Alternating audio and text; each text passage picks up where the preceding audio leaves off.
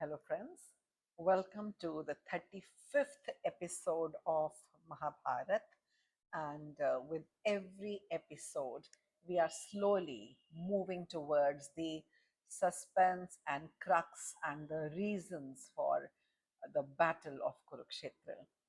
In the last episode, we saw how Draupadi asked questions Kaurav Sabha में और सब चुप रहे. Everyone was quiet except Vikern, जो सबसे छोटा भाई था कौरवों का.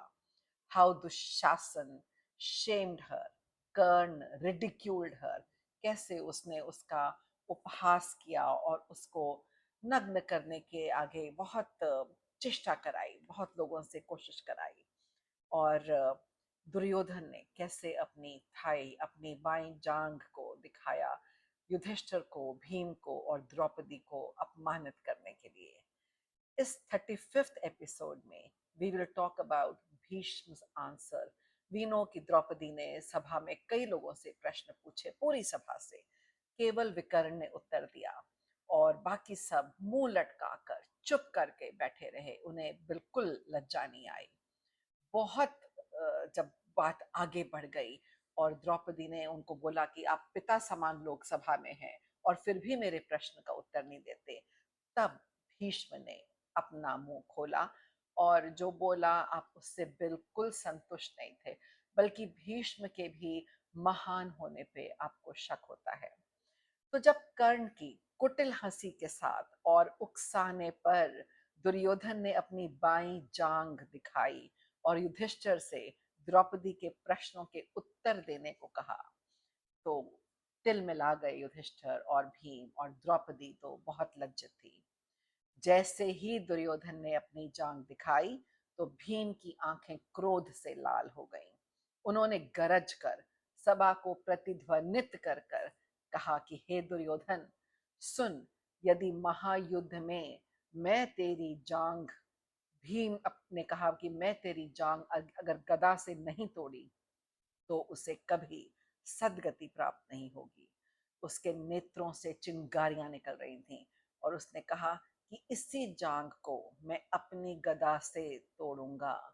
ये वैसे गदा युद्ध के नियमों के विरुद्ध था, पर वहां तो सब अपनी प्रतिज्ञाओं से बंधे हुए थे, अपने गुस्से से, अपने प्रतिशोध से और अपने वचनों से. ये देखकर विदुर ने कहा, भीम, भयंकर भय तुमने उत्पन्न कर दिया है अपनी प्रतिज्ञा से और ये प्रसंग भरतवंश के अनर्थ का मूल है. तुम्हारा जुआ से बहुत अन्याय हुआ है और ये जुआ बहुत अन्याय से भरा हुआ था. यदि युधिष्ठिर अपने को हारने से पहले द्रौपदी को दांव पर लगाते तो वह उसे हार सकते थे, पर अपने शरीर को हारने के बाद उसे दांव पर लगाने का अधिकार तो वह खो बैठे हैं. द्रौपदी को जीतना तुम्हारा एक स्वप्न है दुर्योधन. शकुनी की बातों में आकर अधर्म मत करो. और उन्होंने कहा कि भीम की प्रतिज्ञा से डरो, वो कभी झूठ नहीं बोलता. उसी समय वहां पर गीदड़ रोने लगे. ये एक अपशकुन था.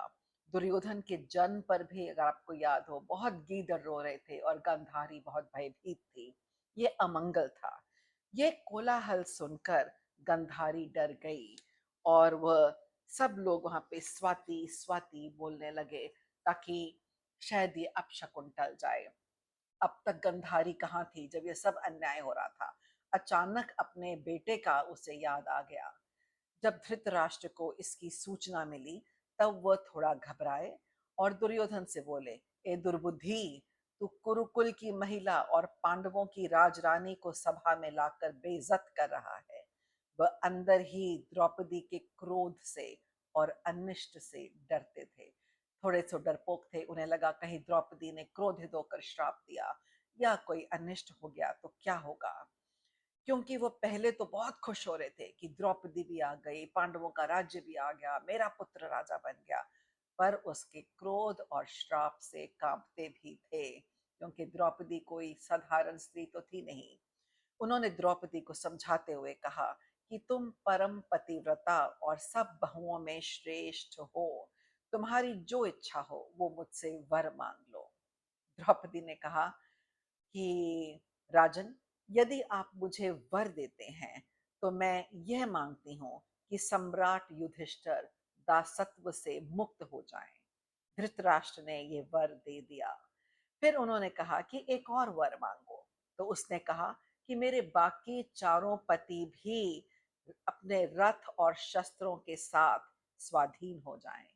उन्होंने कहा कि इतने से भी तुम्हारा सत्कार नहीं होता कल्याणी, तुम और भी वर मांगो। तब द्रौपदी ने कहा कि अधिक लोभ से धर्म का नाश होता है। ये देखें कि द्रौपदी कितनी कहते हैं गरिमा वाली थी, कितना अभिमान और मान रखती थी। उसे अपने पतियों के पुरुषार्थ पे भी बल था और बहुत समझदार स्त्री थी। उसने कहा शास्त्र के अनुसार वैश्य को एक, क्षत्रिय को दो और ब्राह्मण को 100 वर लेने का अधिकार है। ये आप देखेंगे फिर हमारे यहाँ जाति का जिक्र हुआ है। उसने कहा कि मेरे पति दास्ता से मुक्त हो गए हैं, अब वह स्वयं अपने सामर्थ्य और पुरुषार्थ से सब पदार्थ प्राप्त करेंगे। भीम उसी समय शत्रुओं को मारने के लिए तैयार था, परंतु युधिष्ठिर ने उसे शांत किया। इसके उपरांत युधिष्ठिर धृतराष्ट्र के पास गए और पूछा, आप बताएं आगे क्या आज्ञा है। ये युधिष्ठिर तो इतना मूर्ख था, इतना सब कुछ होने के उपरांत भी वो वहां जा रहा है, उनके आगे झुक रहा है, उनकी आज्ञा मान रहा है। बहुत ही बेवकूफ तरीके का इंसान था। और उसने बोला, ताऊ जी आगे क्या आज्ञा है। तब धृतराष्ट्र ने कहा कि अजात शत्रु युधिष्ठिर, कि तुम्हारा तो कोई शत्रु नहीं है, तुम अपना धन लेकर लौट जाओ और इनका कुकर्म क्षमा कर दो। अंदर ही अंदर वो इनके गुस्से से डरते थे पांडवों के। उन्हें पता था कि अगर अर्जुन क्रोधित हो जाए या भीम, तो इन्हें कोई भी युद्ध में हरा नहीं पाएगा। उन्होंने कहा कि इनसे वैर मत करना। आप देखो कि धृतराष्ट्र कितनी चतुराई से अपने पुत्रों का बचाव कर रहे थे। अब तुम मुझे देखकर दुर्योधन का दुर्व्यवहार भूल जाओ। उन्होंने कहा कि तुम एक अच्छे शासक हो और विदुर बुद्धिमान है, हम धन्य हैं। अब तुम ये सब कुछ लेकर अपनी पत्नी, अपना धन संपत्ति लेकर खांडव प्रस्थ चले जाओ। वो चाहते नहीं थे कि यहाँ ये लोग और रुके और कोई आगे कांड हो और द्रौपदी क्रोधित होकर कुछ कहे। वो अपने पुत्रों को बचाना चाहते थे। युधिष्ठिर उनकी अनुमति लेकर सब परिवार के साथ वापस चला गया। But will this end here? प्रतिज्ञाओं और धधकते क्रोध से भरा ये संवाद युद्ध की ज्वाला धधका कर ही रहेगा। भीम की प्रतिज्ञा अवश्य पूरी होगी और द्रौपदी तो क्या, हर स्त्री का हक है सम्मान पर अपने अपमान का प्रतिशोध लेने का। वह इस युद्ध की प्रेरणा अवश्य रहेगी और यह उसका अधिकार भी है। तो जो लोग द्रौपदी के ऊपर कहते हैं कि ये कारण बनी उसका, मेरे ख्याल से कारण तो युधिष्ठिर और दुर्योधन इत्यादि थे। द्रौपदी तो सिर्फ अपमानित हुई थी। कोई भी स्त्री पूरा बदला चाहती, परंतु मूर्ख तो मूर्ख ही रहता है।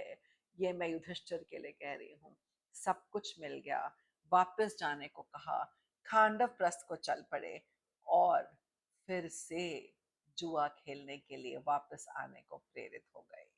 तो in the next episode 36th, we will see how this stupid Yudhishthir again plays जुआ, द्यूत क्रीड़ा के लिए वापस आया है। और जब ये दूसरी बार आता है तो सब कुछ हार के 12 वर्ष के वनवास और 1 साल के अज्ञातवास के लिए जाता है। तो आप देखें, द्रौपदी नहीं, इसकी जड़ कहीं और भी है। So leave your comments below and let's meet in episode 36.